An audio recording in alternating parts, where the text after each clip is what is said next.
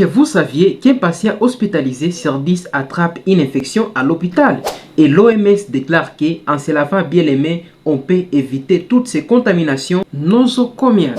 Mais c'est quoi une contamination nosocomiale? Bien, une infection nosocomiale, c'est une infection que tu attrapes à l'hôpital. Genre, tu viens pour te soigner contre une maladie et tu en sors avec une autre infection. Ou comme tu peux venir comme visiteur, ou bien comme patient, ou bien comme personnel de santé. Toutes ces personnes-là sont en danger à attraper les infections dans les milieux hospitaliers. Voilà pourquoi nous sommes là aujourd'hui. Nous allons voir des choses. Nous allons voir quand est-ce que nous devons nous laver les mains et comment nous devons les faire. Tout en sachant que les règles d'hygiène se font à l'hôpital. Il y a la décontamination. Mais si ces bactéries résistent à cette décontamination, ça veut dire que ces bactéries sont très résistantes et très dangereuses. Voilà pourquoi est-ce qu'on les appelle des superbactéries.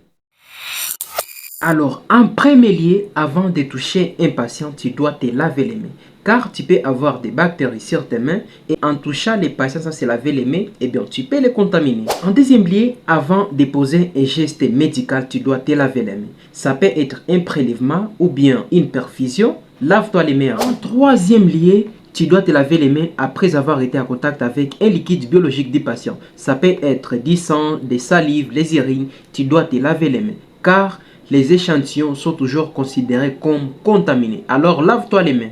En cinquième lieu, tu dois te laver les mains après avoir touché ou été en contact avec l'environnement du patient. Quand je parle de l'environnement du patient, je vois son lit, je vois ses habits, je vois tous les objets que les patients utilisent. Tu dois te laver les mains parce qu'à l'hôpital, c'est un endroit très dangereux. Tes mains peuvent te servir comme bouclier, tout comme tes mains peuvent être ton propre enfer. Alors, félicitations. Maintenant que tu connais quand est-ce que tu dois te laver les mains dans les milieux hospitaliers, alors je vais te montrer 5 étapes clés pour bien te laver les mains dans les milieux hospitaliers. Alors, premièrement, tu vas mouiller tes mains. Avec de l'eau propre, tu vas mettre sur tes mains et les mouiller. En deuxième lieu, tu vas appliquer du savon. En troisième lieu, tu vas frotter tes mains. Et pas n'importe comment. En premier lieu, tu vas commencer dans ta paume. En deuxième lieu, tu vas aller sur les dos de tes mains. Après ça, tu vas également laver entre tes doigts. Oui, ça peut sembler bizarre, mais entre tes doigts, il peut y avoir beaucoup de bactéries. Après ça, tu dois te laver en dessous des ongles. Oui, en dessous des ongles, il y a tellement de bactéries. Et après ça maintenant, tu vas bien frotter les mains en entier. Après ces étapes, tu vas maintenant laver tes mains à l'eau courante. Après ça, tu vas essuyer tes mains avec une serviette propre. Ah oui, c'est super important.